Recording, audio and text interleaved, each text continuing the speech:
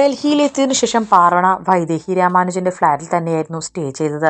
Dance ഫെസ്റ്റിവലിൽ പങ്കെടുക്കാനായി പ്രത്യേകം ക്ഷണിക്കപ്പെട്ടതിനാൽ അവളുടെ താമസവും ഭക്ഷണവുമെല്ലാം IIPA എന്ന സംഘടന വഴി അറേഞ്ച് ചെയ്യപ്പെട്ടിരുന്നു. അതിൽ തിരഞ്ഞെടുക്കപ്പെട്ട മറ്റു നർത്തകരെ പോലെ അവൾ അവരുടെയും ഗവൺമെന്റിന്റെയും പ്രത്യേക അതിഥിയായിരുന്നു. അവൾക്കായി പ്രത്യേകം ഫ്ലാറ്റ് കൊടുത്തിരുന്നെങ്കിലും വൈദേഹി രാമാനുജൻ പാർവണയോട് തൻ്റെ കൂടെ തങ്ങാമോ എന്ന് റിക്വസ്റ്റ് ചെയ്തു. അവളത് സന്തോഷത്തോടെ അംഗീകരിക്കുകയും ചെയ്തു. ഡൽഹിയിൽ ശീതകാലമായിരുന്നു അപ്പോൾ. തണുപ്പ് നിറഞ്ഞ പ്രഭാതം. രാവിലെ തന്നെ വൈദേഹി രാമാനുജൻ പാർവണയുമായി രാജധാനിയിലെ സത്യജിത് റേ നാടക അക്കാദമിയിലെ അതിഥിഗൃഹത്തിലെത്തി. പാർവണയുടെ ദേഹഭാഷയും നർത്തനശൈലിയുമൊക്കെ മറ്റുള്ള നർത്തകരിൽ നിന്ന് ഭിന്നമായിരുന്നെങ്കിലും ഈ ഫെസ്റ്റിവൽ അവളുടെ കലാജീവിതത്തിലെ വലിയൊരു അവസരമായിരുന്നു. സത്യജിത് റേ അക്കാദമിയിലെ നാട്യഗൃഹം എന്ന വലിയ ശില്പകലാ സഭയിലാണ് ദിവസവുമുള്ള ഡാൻസ് പ്രാക്ടീസ് അറേഞ്ച് ചെയ്തിരുന്നത്. ദിവസം രാവിലെ 6 അവൾ അന്ധകാരം നീങ്ങി മന്ദമായി ഉണരുന്ന നഗരത്തെ പിന്നിലാക്കിക്കൊണ്ട് ക്ലാസിക്കൽ സംഗീതം മുഴങ്ങുന്ന ആ പരിശീലന ഹാളിലേക്ക് കടന്നു പോകും. ഫ്ലാറ്റിൽ നിന്ന് അധികം അകലെയല്ലായിരുന്നു സത്യജിത് റേ അക്കാദമി. ആ ഹാളിൻ്റെ ചാരനിറത്തിലുള്ള നിലം 18-ാം നൂറ്റാണ്ടിലെ മഹാരാജാക്കന്മാരുടെ പാഠശാലകളെ ഓർമ്മിപ്പിക്കുന്ന വിധത്തിൽ ശാന്തഗംഭീരമായിരുന്നു. വൈദേഹി രാമാനുജൻ അവളുടെ ഒരു അമ്മയെപ്പോലെ സ്നേഹപൂർവ്വമാണ് പെരുമാറിയത്. നൃത്തത്തെക്കുറിച്ചുള്ള പല കാര്യങ്ങളും അവർ അവൾക്ക് പറഞ്ഞു കൊടുത്തു. മോളെ, നൃത്തമെന്നത് തപസ്യാണ്. ശരീരം വേറെയും ആത്മാവ് വേറെയും ആകരുത്. അങ്ങനെ വരുമ്പോൾ നർത്തകി പരാജയപ്പെട്ടു പോകും. അവർ ഇടയ്ക്കിടെ പാർവണയോട് പറയും. 4-5 ദിവസങ്ങൾ പാർവണ ചിലങ്ക അണിഞ്ഞിരുന്നില്ല. അവൾ മറ്റു നർത്തകരുടെ പ്രാക്ടീസ് കണ്ടു നോക്കി നിന്നേയുള്ളൂ. ഏതു നേരവും അവൾ ഏതോ വിഷാദകരമായ ചിന്തകളിലായിരുന്നു. ഒരു ദിവസം വൈദേഹി അവളോട് പറഞ്ഞു. അത് കേട്ടൊന്നും മിണ്ടിയില്ലെങ്കിലും അവളുടെ കണ്ണുകൾ നിറഞ്ഞു. അതെന്തിനെക്കുറിച്ചുള്ള ചിന്തയായാലും ആരെക്കുറിച്ചുള്ള ചിന്തയായാലും നീ അതിൽ നിന്നെല്ലാം പുറത്തു വന്നേ തീരുമോളെ. നിന്റെ ജന്മലക്ഷ്യങ്ങളെല്ലാം നീ പൂർത്തീകരിച്ചേ മതിയാവും. ഇതൊരു നിയോഗമാണ്. പക്ഷേ അദ്ദേഹത്തെക്കുറിച്ചുള്ള ചിന്തകൾ തന്നിൽ നിന്ന് ഒരിക്കലും വിട്ടൊഴിയാൻ പോകുന്നില്ല. ഒരിക്കലും ഈ ജന്മം അദ്ദേഹത്തെ മറക്കാൻ തനിക്ക് കഴിയില്ല, പാർവണയോർത്തു. അന്ന് ചിലങ്ക കെട്ടാനുള്ള തയ്യാറെടുപ്പിലായിരുന്നു അവൾ. ഒരു രാമായണ രംഗമാണ് അന്നേ ദിവസം പ്രാക്ടീസിന് തിരഞ്ഞെടുത്ത കാവ്യം. അതിൽ ഊർമിളയായി നിറഞ്ഞിടുമ്പോഴൊക്കെ പലപ്പോഴും പാർവണയുടെ കാലുകൾ ഇടറി. ലക്ഷ്മണൻ ഊർമിളയോട് പറയുന്ന ഭാഗം ആലപിച്ച് കേട്ടപ്പോഴൊക്കെ അവൾക്ക് കരയാൻ തോന്നി. അവസാന ചൂട് വെച്ചപ്പോഴേക്കും പാർവണ കുഴൻ താഴേക്ക് വീണുപോയി. അപ്പോഴും തൻ്റെ പ്രിയപ്പെട്ടവനെ കുറിച്ചോർത്ത് അവളുടെ കണ്ണുകൾ നിറഞ്ഞൊഴുകിക്കൊണ്ടിരുന്നു. മറ്റുള്ളവർ അമ്പരം നോക്കി നിൽക്കെ വൈദേഹി രാമാനുജൻ ഓടി വന്ന് പാർവണയെ താങ്ങി പിടിച്ചു. എന്താ മോളെ, എന്തു പറ്റി? അറിയില്ല, പെട്ടെന്ന് തളർന്നു പോകുന്ന പോലെ. അവളുടെ കണ്ണുകൾ നിറഞ്ഞു. ശരി മോള് വാ, ഇന്നിനി കുറേ നേരത്തേക്ക് പ്രാക്ടീസ് ഒന്നും വേണ്ട, കുറച്ചു നേരം വിശ്രമിക്കാം. അവരവൾ അവിടുത്തെ റെസ്റ്റ് റൂമിൽ കൊണ്ടുപോയി കിടത്തി. അവളുടെ കണ്ണുകൾ അപ്പോഴും നിറഞ്ഞൊഴുകുന്നുണ്ടായിരുന്നു. വൈദേഹി അവളുടെ അടുത്തിരുന്ന ശിരസിൽ തലോടി. നീ എന്തിനാണ് കുട്ടി ഏതു നേരവും ഇങ്ങനെ വിഷമിപ്പിക്കുന്നത്? ആ ചോദ്യത്തിന് ഉത്തരം പറയാൻ അവൾക്കായില്ല. അവൾ ദയനീയമായി വൈദേഹിയെ ഒന്ന് നോക്കുക മാത്രം ചെയ്തു. ഞാനൊരു കാര്യം നിന്നോട് പറയാം. നമ്മളൊന്നും ഇതുവരെ തുറന്ന് സംസാരിച്ചിട്ടില്ല. എങ്കിലും കുറച്ചൊക്കെ ഞാനും കേട്ടിട്ടുണ്ട്. നമ്മളോട് പ്രണയമില്ലാത്ത ഒരാളെ പ്രണയിക്കുന്നതും അയാൾക്ക് വേണ്ടി കാത്തിരിക്കുന്നതും ഒരു മുൾച്ചെടിയെ മുറുകെ പുണരുന്ന പോലെയാണ് എന്ന് ആരോ പറഞ്ഞിട്ടുണ്ട്. നമ്മുടെ ഹൃദയം നിറയെ മുറിവും രക്തവും തരാൻ മാത്രമേ ആ ബന്ധത്തിന് കഴിയൂ. പ്രേമിക്കാനും പ്രണയിക്കാനും കുടുംബം ഉണ്ടാക്കാനും മക്കളെ പ്രസവിക്കാനും മാത്രമായിട്ടല്ല ഒരു സ്ത്രീയെ സൃഷ്ടിച്ചിരിക്കുന്നത്. അത് മിക്കവർക്കും കഴിയുന്ന കാര്യമാണ്. ഈ സമൂഹത്തിൽ ജനങ്ങളുടെ ഇടയിൽ ഒരു സ്ഥാനം കണ്ടെത്തുക, ബഹുമാനം നേടുക, ഇതൊന്നും എല്ലാവർക്കും കഴിയുന്ന കാര്യമല്ല. നിന്റെ കഴിവുകൾ നിസ്സാരമാണെന്ന് കരുതി അതിനെ പരിഹസിക്കുകയോ അവഗണിക്കുകയോ ചെയ്യരുത്. കല ഈശ്വരൻ നിനക്ക് തന്ന വരദാനമാണ്. അവഗണിക്കുന്നവരെ തിരിച്ച് അവഗണിക്കാനും കണ്ടില്ലെന്ന് നടിക്കുന്നവരെ അങ്ങനെ തന്നെ ട്രീറ്റ് ചെയ്യാനും പഠിച്ചില്ലെങ്കിൽ ജീവിതം നരകമാകും കുട്ടി. സ്വന്തം വില മനസ്സിലാക്കൂ. അഭിമാനത്തോടെ തലയുയർത്തിപ്പിടിച്ച് മുന്നേറൂ. ആരെയും ഓർത്ത് വെറുതെ പാഴാക്കി കളയാനുള്ളതല്ല നിന്റെ ഈ വിലപ്പെട്ട ജന്മം. കുറച്ചു നേരം സമാധാനമായി കിടക്കൂ, മനസ്സും തെളിയട്ടെ. അവർ പറഞ്ഞതെല്ലാം പാർവണ മനസ്സിലേക്ക് ആവാഹിക്കാൻ ശ്രമിച്ചുകൊണ്ട് കണ്ണുകൾ അടച്ചു. ഒരു വിധത്തിൽ അവർ പറഞ്ഞതെല്ലാം പരമാർത്ഥമല്ലേ? ഒരിക്കൽ തൻ്റെ യാതൊരു വൈകാരികതകളെയും പരിഗണിക്കാതെ തൻ്റെ പ്രണയത്തിനും വേദനയ്ക്കും പുല്ലുവില കൊടുത്തുകൊണ്ട് തന്നെ സ്വന്തം ജീവിതത്തിൽ നിന്നും ഹൃദയത്തിൽ നിന്നും യാതൊരു ദയയും കൂടാതെ പുറത്താക്കിയ ഒരാൾ, അയാൾക്ക് വേണ്ടി താൻ ഇന്ന് നീറിപ്പിടയുന്നു. രണ്ടാമതും അയാൾ അത് തന്നെയല്ലേ ചെയ്തത്? ഒരിക്കൽ ഉപേക്ഷിക്കപ്പെട്ടതിന് ശേഷം ഒരിക്കലും താൻ ആ മുന്നിൽ പോയില്ല. പക്ഷേ ഇങ്ങോട്ട് വന്ന് വീണ്ടും പിന്തുടർന്നു. വീണ്ടും സ്നേഹമാണെന്ന് ബോധ്യപ്പെടുത്താൻ ശ്രമിച്ചു. പ്രത്യേകിച്ചൊന്നും ആഗ്രഹിച്ചല്ല താൻ വിളിച്ചത്. ഗംഗ പറഞ്ഞതുപോലെ സ്നേഹമാണെന്ന് അറിയിക്കണമെന്ന് തോന്നി. അന്തരാത്മാവിൽ എന്നും ഒരു കടൽ പോലെ അയാളുടെ നേർക്ക് അലയടിച്ച സ്നേഹം അയാളുടെ മുന്നിൽ ഒരിക്കൽ കൂടി അനാവൃതമാക്കണമെന്ന് തോന്നി. എന്നിട്ട് അവിടെ നിന്ന് കിട്ടിയ മറുപടി എന്താണ്? വീണ്ടും ഒരിക്കൽ കൂടി താൻ പരിഹാസിയായിരിക്കുന്നു. ഇത്രയുള്ളൂ തൻ്റെ ശക്തി? അയാൾ താല്പര്യമില്ലെന്ന് പറഞ്ഞാൽ തീരാവുന്ന ഒന്നാണോ തൻ്റെ അസ്തിത്വം?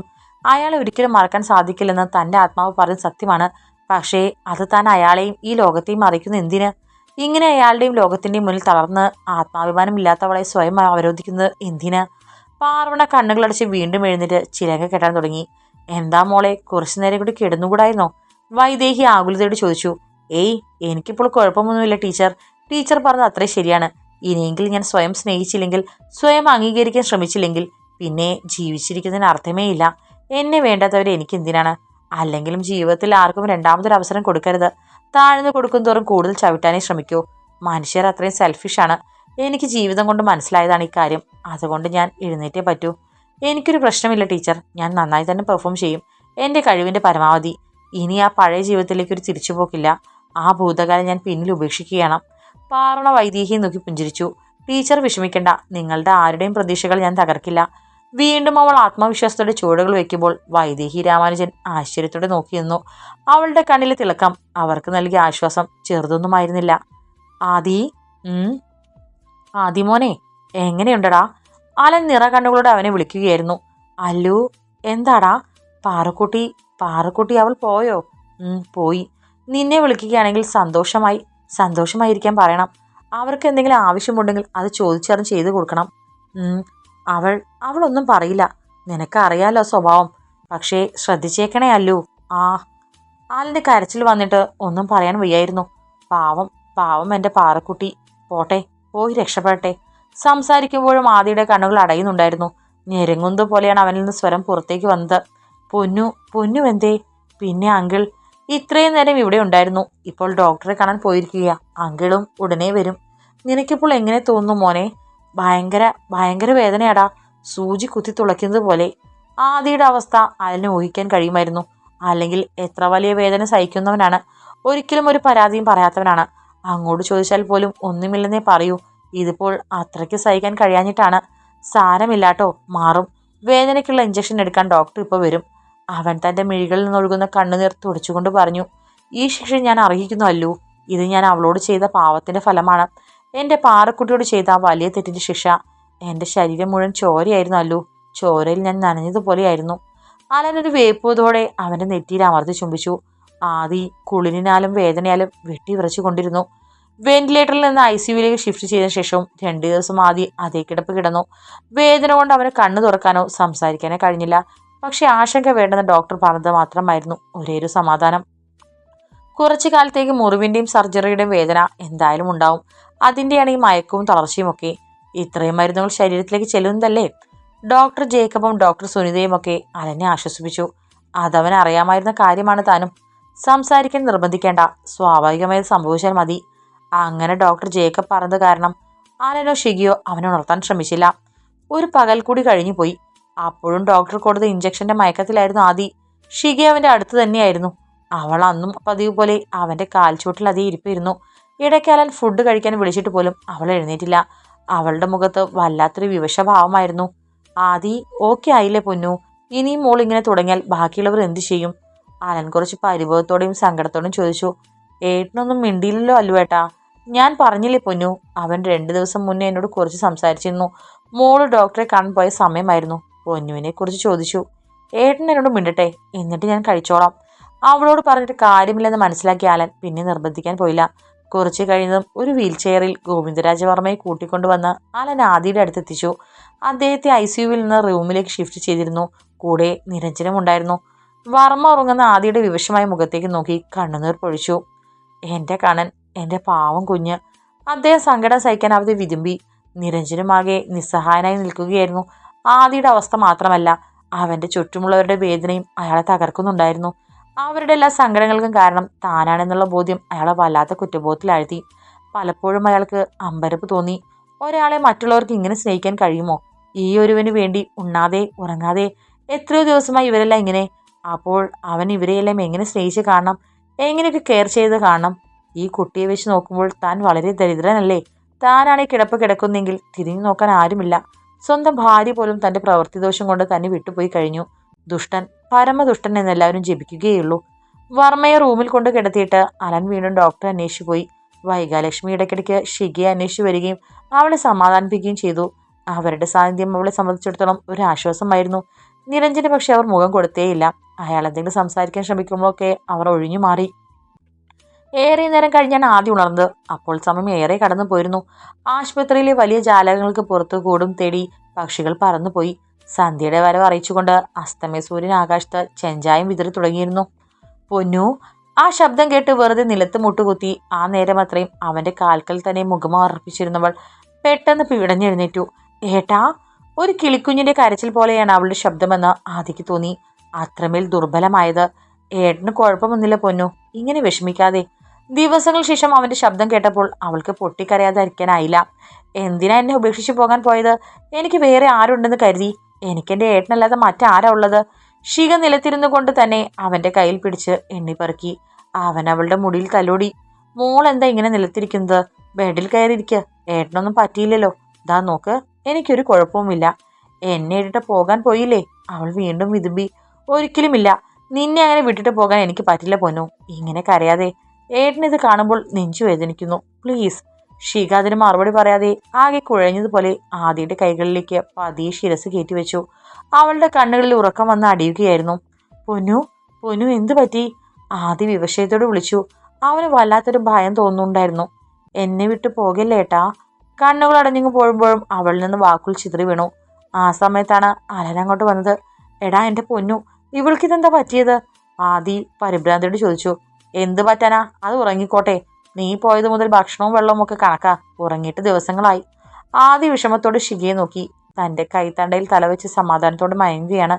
പാവം. അവന്റെ ഹൃദയം ആർദ്രമായി. അവൻ അലനെ നേരെ നോക്കി. നീയും ഒന്നും കഴിക്കാറില്ലല്ലോ. നിന്റെ കണ്ണൊക്കെ ആകെ വല്ലാതിരിക്കുന്നു. നീ എന്തുമാത്രം ക്ഷീണിച്ചു പോയി. ഞാൻ ഇപ്പോഴെങ്കിലും കണ്ണു തുറന്നില്ലായിരുന്നെങ്കിലോ? പിന്നെ എന്നെ പെട്ടിയിൽ വെച്ചാൽ മതിയായിരുന്നു. ഞാൻ എത്ര വിളിച്ചിട്ട് നീ കണ്ണു തുറക്കാതിരുന്നപ്പോൾ ഞാൻ വിചാരിച്ചു അതാവും നിന്റെ ആഗ്രഹമെന്ന്. അലൻ തമാശ പറയാൻ ശ്രമിച്ചു. പക്ഷേ എത്ര അടക്കാൻ ശ്രമിച്ചിട്ടും അവന്റെ കണ്ണുകൾ നിറഞ്ഞൊഴുകി. ഇങ്ങ് വാ. ആദ്യം അവൻ അടുത്തേക്ക് വിളിച്ചു. അവൻ കേട്ട പാതി കേൾക്കാത്ത പാതി ആദിയുടെ അടുത്തേക്ക് ഓടിച്ചെന്നു. ആദ്യം അവന്റെ ശിരസ് മെല്ലെ തടവി. സാരമില്ലടാ, പോട്ടെ. ഒന്നും മനഃപൂർവ്വമല്ലല്ലോ. സാരമില്ല. അലൻ അത് മതിയായിരുന്നു. ആ സാന്ത്വനവാക്ക് കേട്ടപ്പോൾ അവൻ പൊട്ടിക്കരഞ്ഞു പോയി. അത് കണ്ടപ്പോൾ ആദ്യമൊക്കെ വല്ലാതെയായി. ഇങ്ങനെ കരയാതെ അല്ലു, പ്ലീസ്. സന്തോഷം കൊണ്ടടാ, സഹിക്കാൻ പറ്റുന്നില്ല. നീ കുറച്ചു നേരം കിടന്നുറങ്ങ്. ഇങ്ങനെയാണെങ്കിൽ നീ വല്ലയിടത്തും വീഴും. അതൊക്കെ ഞാൻ ഉറങ്ങിക്കോളാം. അലൻ സമാധാനത്തോടെ പറഞ്ഞു. മയക്കം കഴിഞ്ഞ് എഴുന്നേറ്റപ്പോൾ ആദിക്ക് കുറച്ചുകൂടി മാറ്റമുണ്ട് എന്നുള്ളത് അവനെ സമാധാനിപ്പിച്ചിരുന്നു. എടാ പിന്നെ നിരുപമയ്ക്ക് കുഴപ്പമൊന്നുമില്ലല്ലോ? അവർ ചിലപ്പോൾ എന്നെ വിളിച്ചിട്ടുണ്ടാവും. ഞാൻ ഈ അവസ്ഥയിലായിരുന്നല്ലോ. അവർ കുറച്ച് ദിവസം ഇവിടെ ഉണ്ടായിരുന്നു ആദി. ഒരു ദിവസം ഡോക്ടേഴ്സ് നിന്റെ കാര്യത്തിൽ ഒരു രക്ഷയുമില്ലെന്ന് പറഞ്ഞപ്പോൾ വിഷമിച്ചിറങ്ങി പോയതാ. എടാ, അമ്മയെ വിളിച്ച് എനിക്ക് കുഴപ്പമൊന്നുമില്ലെന്ന് പറയും. അവരുടെ കാര്യങ്ങൾ അന്വേഷിക്കണം. സേഫാണെന്ന് ശ്രദ്ധിക്കണം. ആടാ, ഞാൻ വിളിക്കാം. ഇങ്ങോട്ട് വരാൻ പറയാം. സത്യം പറഞ്ഞാൽ ഞാൻ യാതൊന്നും ശ്രദ്ധിക്കാനുള്ള മാനസികാവസ്ഥയിലായിരുന്നില്ല ആദി. ആൻറ്റി പോയിട്ട് ഞാനൊരു പ്രാവശ്യം ഒന്ന് വിളിച്ചു നോക്കി. പക്ഷെ കോൾ എടുത്തില്ല.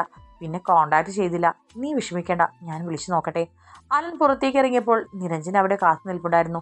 അയാളുടെ കണ്ണുകളാകെ കലങ്ങിയിരുന്നു. വൈകാലക്ഷ്മി ആണെങ്കിൽ വരാന്തയിൽ നിന്ന് പൊട്ടിക്കരയുകയായിരുന്നു. അലനാകെ അമ്പരന്ന് പോയി. എന്താ ആൻറ്റി, എന്താ പ്രശ്നം? ഇങ്ങനെ കരയുന്ന എന്തിനാ? ആദ്യം ഇപ്പോൾ ഓക്കെ ആണല്ലോ. വൈകാലക്ഷ്മിയുടെ കരച്ചിലിന്റെ ശബ്ദം കൂടുകയുള്ളൂ. ഒന്നും പറയാതെ അവർ ഏങ്ങലടിച്ചു കൊണ്ടിരുന്നു. അലൻ സംശയത്തോടെ നിരഞ്ജനെ നോക്കി. ദയവ് ചെയ്ത് എന്താണ് പ്രശ്നം എന്ന് പറയൂ. ഇങ്ങനെ തീ തീറ്റിക്കല്ലേ. അത് പിന്നെ മോനെ, വളരെ ദുഃഖകരമായൊരു വാർത്തയുണ്ട്. നിരുപമ നിരുപമ നിരഞ്ജന്റെ ശബ്ദം വല്ലാതെ വിറച്ചു. നിരുപമ ആൻറ്റി? നിരുപമ നിരുപമ കൊല്ലപ്പെട്ടു. അലൻ ഷോക്കേറ്റതുപോലെ ഞെട്ടിപ്പോയി. നോ! ഡോക്ടർ ജേക്കബ് എബ്രഹാം അലനെ പറഞ്ഞതിന് ശക്തിയുക്തം എതിർത്തു. ആദിയോടൊപ്പം ഈ വിവരം ഒന്നും പറയാൻ പറ്റില്ല. ഇങ്ങനെയൊരു കണ്ടീഷനിൽ പേഷ്യന്റിന് അധികം മെന്റൽ സ്ട്രെസ് കൊടുക്കുന്നത് നല്ലതല്ല. ആ പയ്യന്റെ സർജറി ഇപ്പോൾ കഴിഞ്ഞതേയുള്ളൂ. അയാൾ പതിയെ പതിയെ റിക്കവറായി വരുന്നതേയുള്ളൂ. നിങ്ങൾക്കറിയില്ലേ എത്രമാത്രം ഡേഞ്ചറസ് ആയിട്ടുള്ള ഒരു സിറ്റുവേഷനിലായിരുന്നു അയാളെന്ന്? എനിക്കറിയാം ഡോക്ടർ. ആദ്യം ഇതെങ്ങനെ താങ്ങുമെന്ന് ഓർക്കുമ്പോൾ എനിക്ക് ടെൻഷനുണ്ട്. പക്ഷെ അവനെ ഇത് അറിയിക്കാതിരുന്നാൽ, മാത്രമല്ല അവരുടെ മരണാന്തര കർമ്മങ്ങൾ അവൻ തന്നെ ചെയ്യണമെന്ന് ആ അമ്മ ആഗ്രഹിച്ചതാണ്. ഞാൻ എന്തായാലും ഇത് റെക്കമെൻഡ് ചെയ്യില്ല അലൻ. എനിക്ക് റിസ്ക് എടുക്കാൻ പറ്റില്ല. എത്ര കഷ്ടപ്പെട്ടിട്ട് ആ പയ്യനെ ഈ നെല്ലിൽ എത്തിച്ചതെന്ന് നിങ്ങൾക്കും അറിയാമല്ലോ. പിന്നെ നിങ്ങൾ ഈ പറഞ്ഞ കർമ്മങ്ങൾ അത് അയാൾ ആരോഗ്യമുള്ളൊരു കാലത്ത് ചെയ്തോട്ടെ. ഡോക്ടർ ജേക്കബിന്റെ ദേഷ്യം അതുപോലെ ഉണ്ടായിരുന്നു. അലൻ നിസ്സഹായതയോടെ അദ്ദേഹത്തെ നോക്കി. എന്ത് ചെയ്യണമെന്ന് അവന് മനസ്സിലായില്ല. സിറ്റിയിലെ കടപ്പുറത്ത് അടിഞ്ഞ മട്ടിലാണ് നിരുപമയുടെ ജലം കിടന്നിരുന്നത്. കൊല്ലപ്പെട്ടിട്ട് 2-3 ദിവസങ്ങളായി കാണുമെന്നാണ് പോലീസിന്റെ നിഗമനം. കേസെടുത്ത് അന്വേഷണം ആരംഭിച്ചിട്ടുണ്ട്. തലയിൽ ആഴത്തിലുള്ള പരിക്കും ശരീരത്തിൽ ആയുധമേറ്റ മുറിവുമുണ്ട്. ബോഡി പോസ്റ്റ്മോർട്ടത്തിന് അയച്ചിട്ടുണ്ട്. ആദ്യയെക്കുറിച്ച് ഓർക്കെ അലന് വീണ്ടും വേദന തോന്നി. ഡോക്ടർ പറഞ്ഞത് അത്രയും ശരിയാണ്.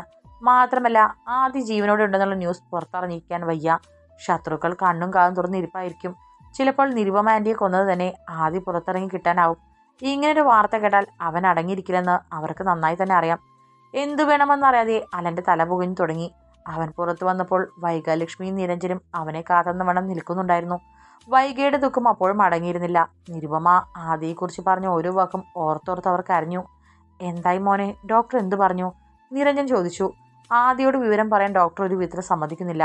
ഇപ്പോൾ ഇങ്ങനെയുള്ള കാര്യങ്ങളൊന്നും പറയരുതത്രേ. മാത്രമല്ല ഈ അവസ്ഥയിൽ അവനെ ഹോസ്പിറ്റലിൽ നിന്ന് വിടാനും അദ്ദേഹം ഒരുക്കമല്ല. അത് അവൻ്റെ ഹെൽത്ത് വഷളാക്കും എന്ന് അദ്ദേഹത്തിന് ഉറപ്പാണ്. ഇപ്പോഴത്തെ ഒരു അവസ്ഥയിൽ അവനെ എടുത്തുകൊണ്ടു പോകാനല്ലേ പറ്റൂ. വൈകാലക്ഷ്മിക്ക് അതുകൂടി കേട്ടപ്പോൾ വലിയ സങ്കടം തോന്നി. തൻ്റെ അന്ത്യകർമ്മങ്ങൾ ആദ്യം ചെയ്യണമെന്നാണ് നിരുപമ ആഗ്രഹിച്ചത്. പക്ഷേ എന്നിട്ടിപ്പോൾ എന്ത് തീരുമാനിച്ചു? അവർ നിറകണ്ണുകളോട് ചോദിച്ചു. എന്ത് തീരുമാനിക്കണമെന്ന് എനിക്കറിയില്ല ആൻറ്റി. ആദി പുറത്തിറങ്ങിയാലുള്ള ഭവിഷ്യത്തിനെ കുറിച്ചും ഞാൻ ആലോചിക്കുന്നുണ്ട്. ആ അമൻ്റെ ആളുകൾ ലോകം മുഴുവനും ആദിയെ അന്വേഷിച്ച് നടക്കുന്നുണ്ട്. അവൻ്റെ വാക്കിൽ വൈകാലക്ഷ്മി ഒന്ന് അടുങ്ങി. നീ പറഞ്ഞത് ശരിയാണ്. ഇപ്പോൾ ആദ്യമൊന്നും അറിയണ്ട എന്നാണ് എനിക്കും തോന്നുന്നത്. നിരുപമയുടെ കാര്യത്തിൽ ഹൃദയം പിളരുന്ന വേദനയുണ്ട്. പക്ഷേ ഇനിയും അവനൊരു ആപത്തിലേക്ക് പറഞ്ഞേക്കാൻ വയ്യ. അവരുടെ അമ്മ മനസ്സ് തേങ്ങിപ്പോയി.